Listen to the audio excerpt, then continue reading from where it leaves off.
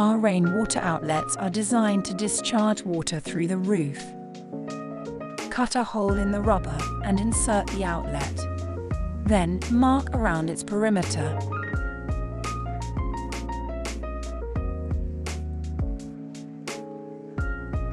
And remove.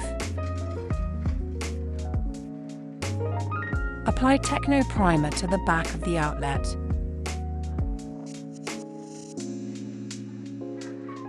And to the marked rubber.